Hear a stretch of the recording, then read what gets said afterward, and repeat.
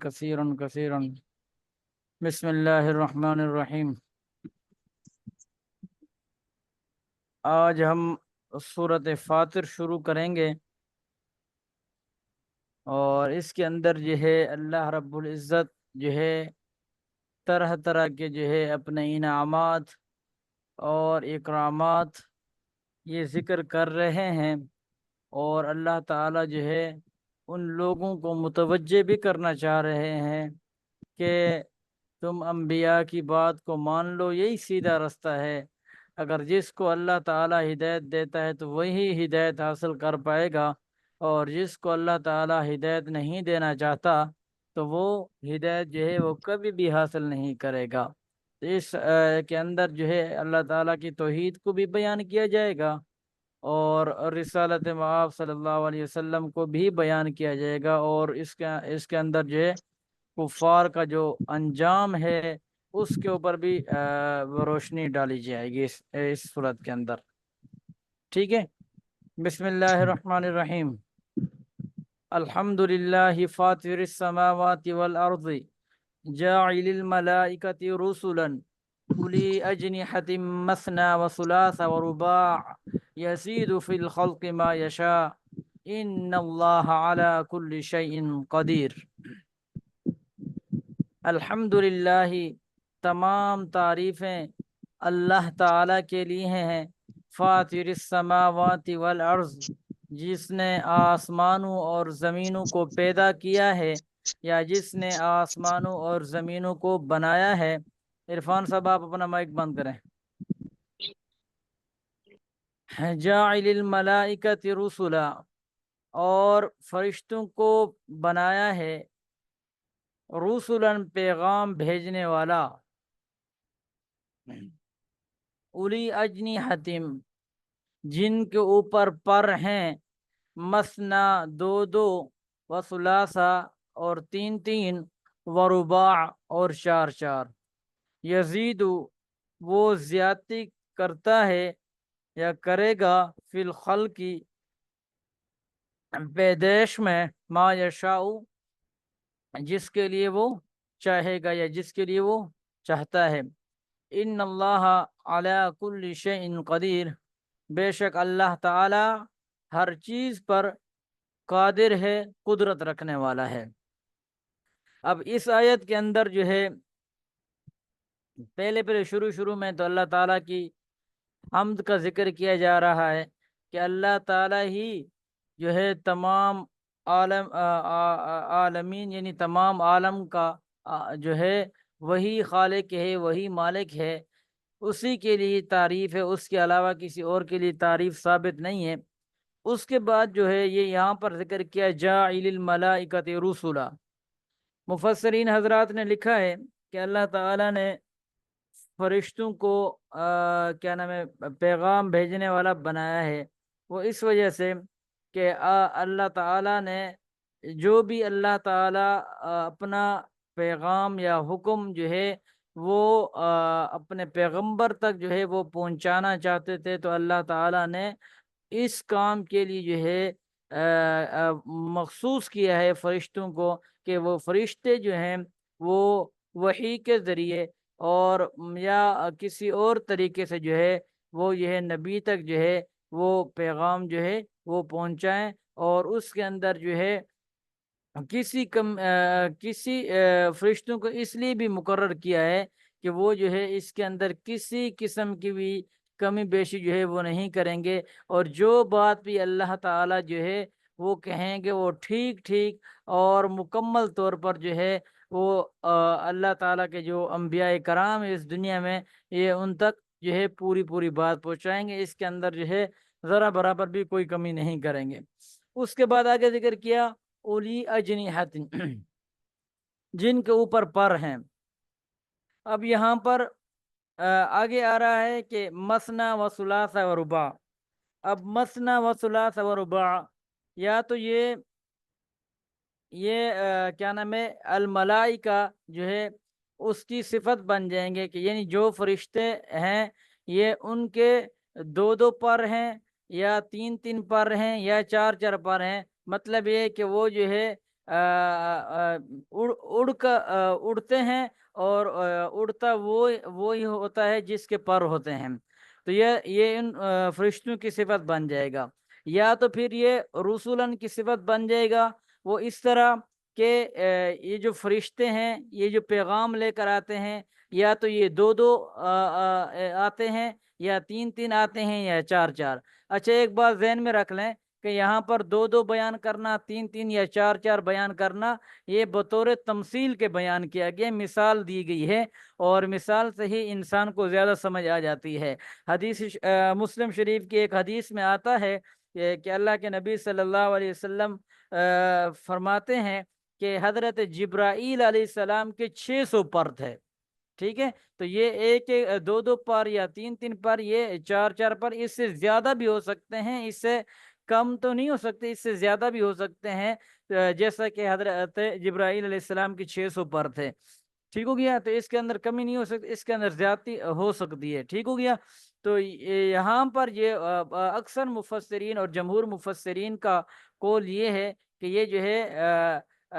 اس کی صفت ہے الملائکہ کی، کیا نام ہے، وہ جو ملائکہ ہیں ان کے جو ہے وہ دو دو پر ہیں، اور تین تین پر ہیں، یا چار چار پر ہیں، اور وہ جو ہے اڑتے ہیں، اور اڑ کر جو ہے وہ پیغام لے کر آتے ہیں، ٹھیک ہو گیا؟ اس کے بعد آگے فرمایا کہ یزید فی الخلق ما یشاء، وہ زیادتی کرتا ہے فی الخلق، پیدائش میں، ما یشاء۔ اب یہاں پر بھی اس جملے سے بھی یہ ہمیں سمجھ میں آ رہا ہے کہ اگر اللہ تعالی چاہے تو ان کے پروں کو جو ہے، ان کی تخلیق کو مزید جو ہے وہ بڑھا دے، اور ان کے اندر اگر کہیں پر بھی کوئی کمی نظر آ رہی ہے تو اللہ تعالیٰ جو ہے اس کو زیادہ کر دے، اس کو بڑھا دے۔ تو یہ اکثر مفسرین نے یہ جو بعد میں یہ جملہ آ رہا ہے یزید فی الخلق ما یشاء، اس وجہ سے یہ مفسرین حضرات فرماتے ہیں کہ یہ جو مثنیٰ و ثلاث و رباع، یہ جو ہے الملائکہ کی صفت ہیں، کہ ملائکہ کے جو پر ہیں یا ملائکہ کے اندر جو ہے وہ اللہ تعالیٰ جس طرح کی زیادتی کرنا اگر چاہے تو اللہ تعالیٰ کر سکتا ہے، اللہ تعالیٰ کو اختیار ہے، اور اللہ تعالیٰ جو ہے اس کے اوپر قادر ہے۔ اس کے بعد آگے فرمایا کہ ما یفتح اللہ للناس من رحمت فلا ممسک لها، کہ جو اللہ کھولتا ہے للناس، لوگوں کے لیے، من رحمت، رحمت میں سے، فلا ممسک لها، پس نہیں ہے کوئی جو اس کو روک سکے، یا اس کو جو ہے اس کے راستے میں جو ہے وہ رکاوٹ بن سکے، یا اس کو روک سکے۔ اس کا کیا مطلب؟ یعنی جو چیز اللہ تعالیٰ جو ہے اپنی رحمت، اگر کسی، اب یہاں پر رحمت عام ہے، اس رحمت سے مراد نبوت بھی ہو سکتی ہے، اس رحمت سے مراد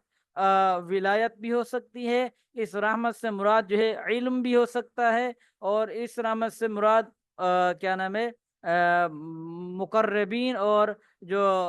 اللہ تعالیٰ کے جو مقربین لوگ ہیں وہ بھی مراد ہو سکتے ہیں۔ تو یہاں پر یہ جو رحمت ہے یہ عام ہے، ٹھیک ہو گیا؟ تو اللہ تعالیٰ جو ہے وہ جس کے لیے چاہتا ہے اپنی رحمت کے دروازے کھول دیتا ہے، اس کو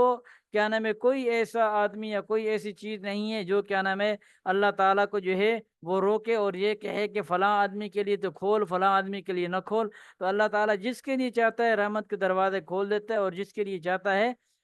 فلا ممسک لہا، تو اس کے لیے روک دیتا ہے۔ کوئی ایسا نہیں جو اللہ تعالیٰ کو کہے کہ کیا نام ہے تو نے اس کو کیوں اس کے لیے کیوں روکا ہے، اور اس کے لیے کیا نام ہے کیوں کھولا ہے، ٹھیک ہو گیا؟ وما یمسک، اور جس کے لیے وہ روکتا ہے، فلا مرسل لہ من بعدی، تو کوئی نہیں اس کو بھیجنے والا، من بعد ہی، سوائے اس کے، یعنی اس کے علاوہ، یعنی جس کے لیے اللہ تعالیٰ، اگر کسی چیز کو مثال کے طور پر ہم بات کر لیتے ہیں کہ رزق کی، اگر اللہ تعالیٰ کسی کے لیے رزق کے دروازے کھولتا ہے تو کوئی ایسا آدمی نہیں ہے کیا نام ہے جو اس کے لیے رزق کے دروازے بند کر دے۔ اگر اللہ تعالیٰ کسی کے لیے رزق کے دروازے بند کرنا چاہتا ہے تو پھر بھی ایسا کوئی آدمی نہیں ہے جو اس کے لیے جو ہے کیا نام ہے رزق کے دروازے کھول دے۔ وہی اللہ ہے، اور سب کچھ اس کے اختیار میں ہے، اور وہی رزاق ہے۔ وہ العزیز الحکیم، اور وہی جو ہے غالب بھی ہے اور حکمتوں والا بھی ہے، یعنی تمام حکمتیں اور جو تمام چیزوں کے اوپر جو ہے بھی جو ہے وہ اللہ تعالیٰ کی ذات ہے، اللہ تعالیٰ کے علاوہ کوئی اور نہیں ہے۔ اس کے بعد اگلی آیات میں فرما رہے ہیں کہ یا ایھا الناس اذکروا نعمت اللہ علیکم، یا ایھا الناس، اے لوگو،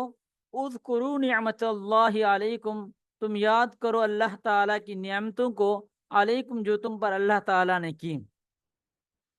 اب یہ شروع میں اللہ تعالیٰ جو ہے اپنے انعامات کا ذکر بھی کر رہے ہیں۔ میں نے آپ کو شروع میں بتا دیا ہے کہ اس صورت کے اندر یہ اللہ تعالیٰ انعامات کا ذکر بھی کریں گے۔ اب انعامات سے کئی انعامات مراد لیے جا سکتے ہیں کہ انسان صرف اور صرف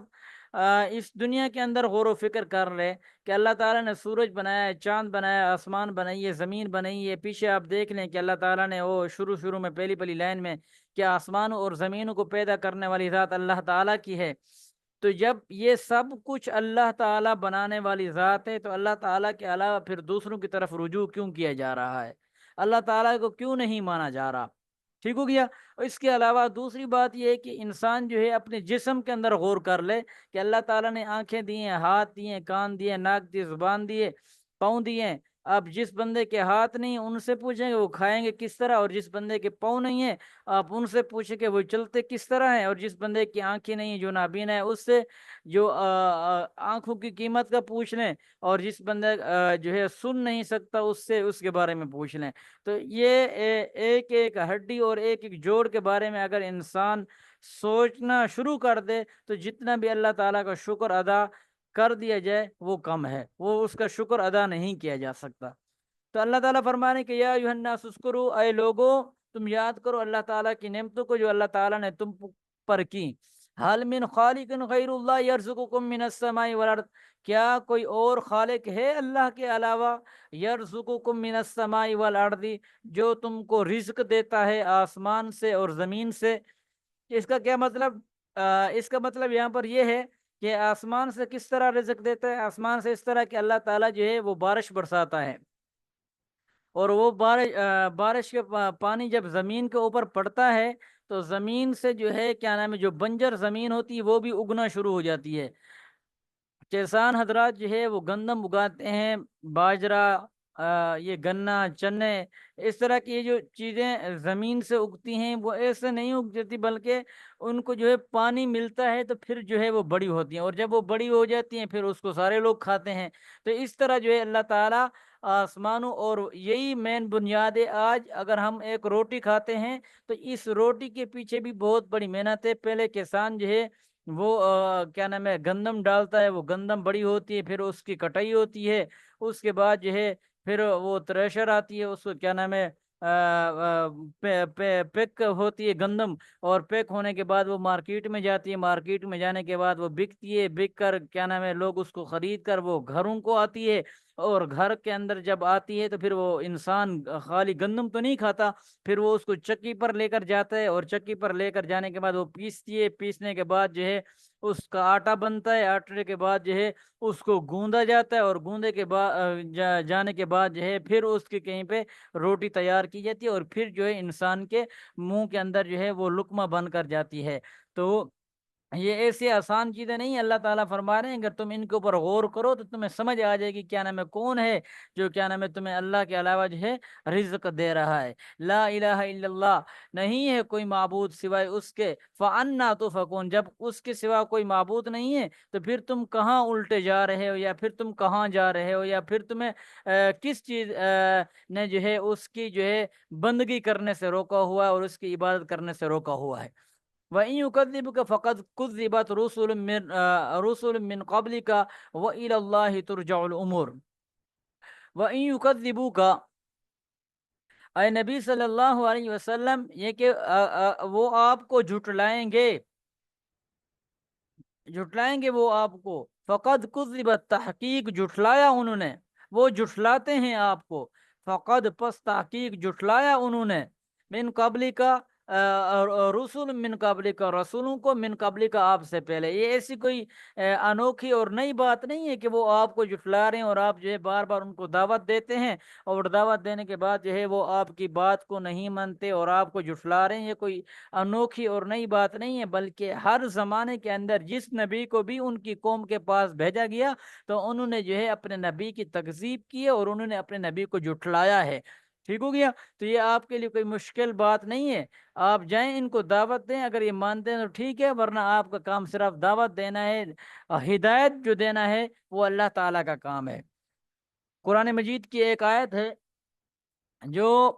ابو طالب کے بارے میں نازل ہوئی تھی، انک لا تہدی من احببت ولکن اللہ یہدی من یشاء۔ ابو طالب آپ صلی اللہ علیہ وسلم کے چچا تھے، اور جب وہ فوت ہو رہے تھے تو آپ صلی اللہ علیہ وسلم نے ان کو کہا کہ آپ میرے کان کے اندر جو ہے کلمہ پڑھ لیں، کل قیامت والے دن جو ہے میں آپ کی گواہی دوں گا۔ تو وہ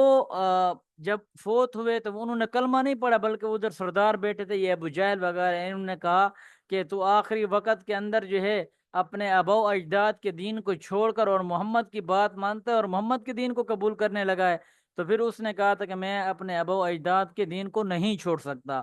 تو جس کے اوپر یہ آیت نازل ہوئی تھی کہ انک لا تہدی من احببت ولکن اللہ یہدی من یشاء، کہ ہدایت دینا صرف اور صرف اللہ تعالیٰ کا کام ہے۔ اے نبی صلی اللہ علیہ وسلم، اگر اللہ نے کسی کے دل کے اوپر تالے لگائے ہیں تو آپ اس کو نہیں کھول سکتے، بلکہ جس کو اللہ نے ہدایت دی ہے، اللہ تعالیٰ اس کو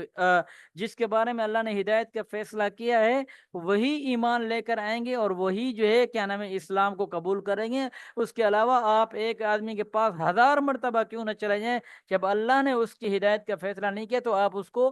کیا نام ہے ہدایت نہیں دلوا سکتے۔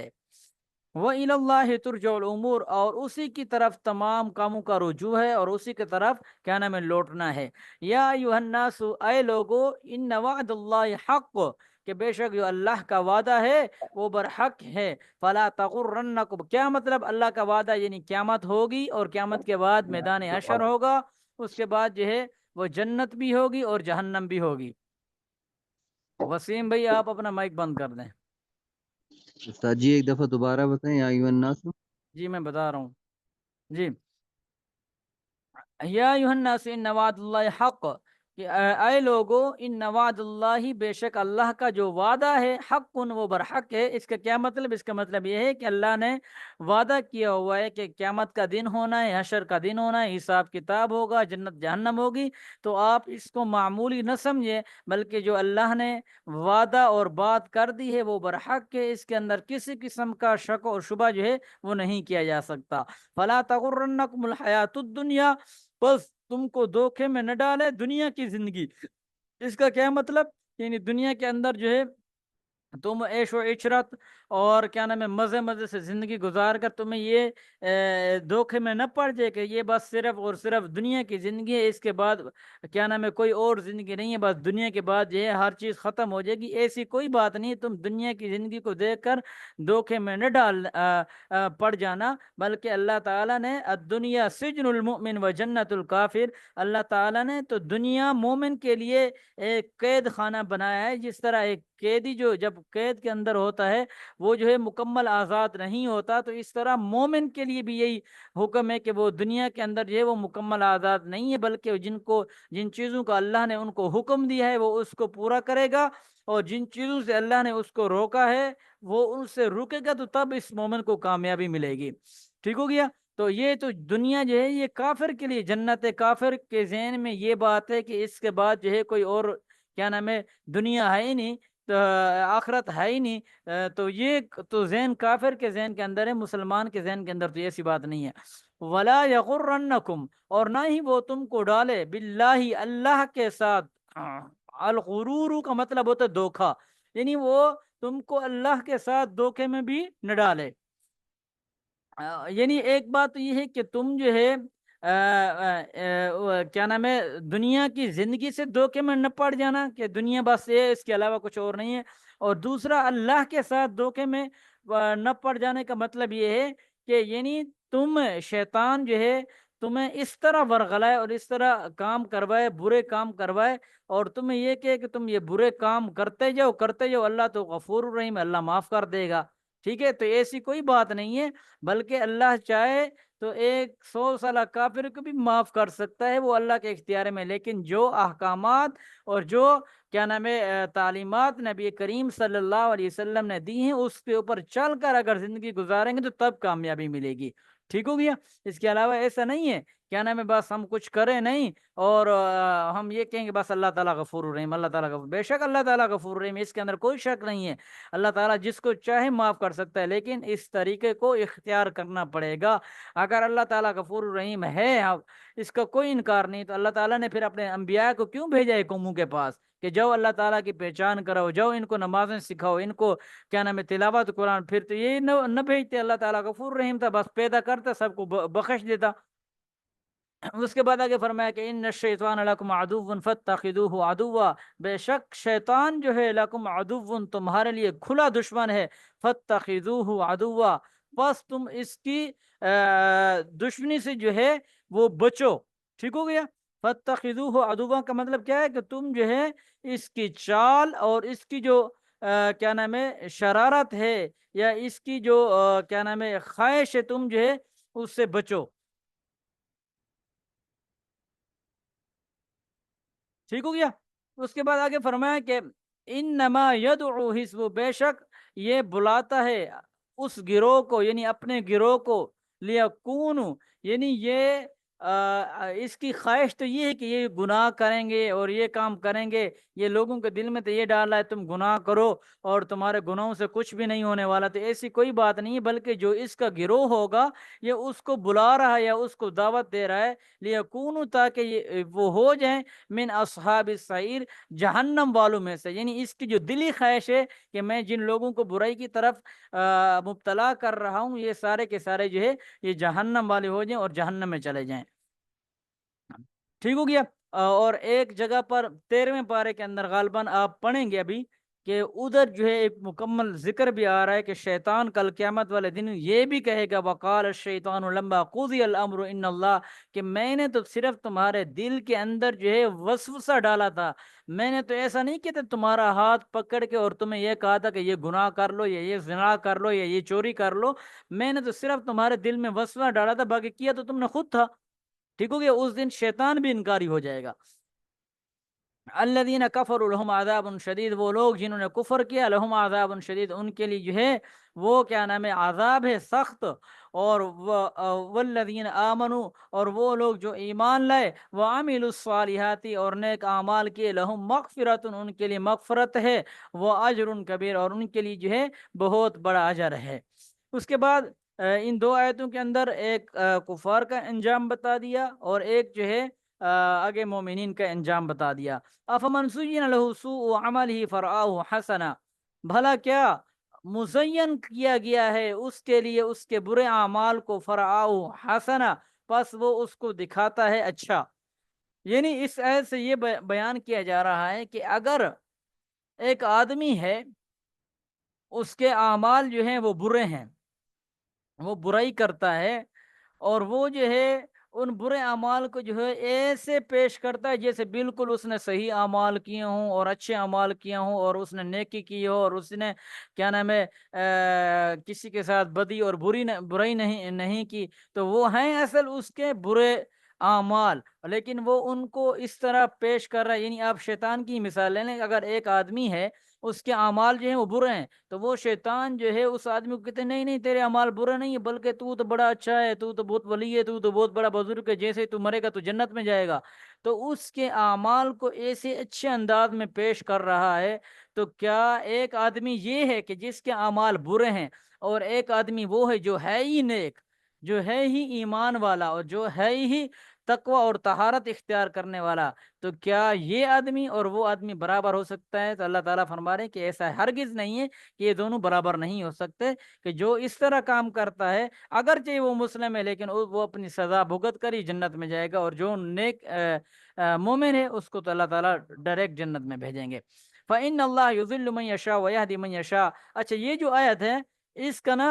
مفسرین حضرات نے ایک شان نزول لکھا ہے، تو آپ نا فَإِنَّ اللَّهَ يُضِلُّ مَن يَشَاءُ وَيَهْدِي مَن يَشَاءُ، اس کا ذرا سرسری طور پر جو ہے آپ شان نزول کی ہیڈنگ دے کے جلدی جلدی لکھ لیں، ٹائم بالکل مختصر ہے،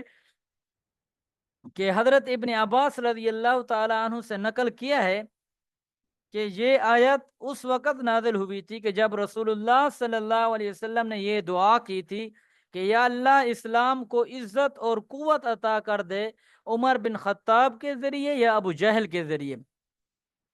ٹھیک ہو گیا؟ تو یہ آیت اس وقت نازل ہوئی تھی کہ جب آپ صلی اللہ علیہ وسلم نے شروع اسلام کا ابتدائی زمانہ تھا، تو آپ صلی اللہ علیہ وسلم نے فرمایا تھا کہ یا اللہ اسلام کو قوت دے دے، طاقت دے دے، یا تو عمر بن خطاب کے ذریعے یا ابو جہل کے ذریعے۔ تو اللہ تعالیٰ نے پھر حضرت عمر رضی اللہ تعالی عنہ کو ہدایت عطا فرمائی تھی، اور یہ جو ہے آیت اسی سبب سے یہ اس کو امام بغوی رحمۃ اللہ علیہ نے نقل کیا ہے کہ یہ جو ہے اس آیت کا شان نزول ہے۔ ٹھیک ہو گیا۔ اس کے بعد جو ہے فَإِنَّ اللَّهَ، بے شک اللہ تعالیٰ یُضِلُّ، گمراہ کرتا ہے، من یشاء، جس کو چاہتا ہے، ویہدی، اور صحیح راستہ دکھاتا ہے جس کے لیے چاہتا ہے۔ فَلَا تَذْهَبْ نَفْسُكَ، پس تو مت جا، یا تو نہ لے کر جا اپنے نفس کو، علیہم، ان پر جو ہے حسرات، پچھتاوا ہے، ان اللہ، وہ پچھتائیں گے۔ اگر تیرا نفس اس طرف جائے گا تو پھر جو ہے اس کے لیے صرف اور صرف پچھتاوا ہے۔ بے شک اللہ تعالیٰ علیم، جاننے والا ہے، بما یصنعون، ہر ان چیزوں کو جو تم کرتے ہو یا جو تم اعمال کرتے ہو، اللہ تعالیٰ جو ہے وہ ان تمام چیزوں کو جاننے والا ہے۔ جزاک اللہ خیرہ۔ اچھا وسیم بھائی، آپ سالسہ کی کلاس میں سے ہیں نا؟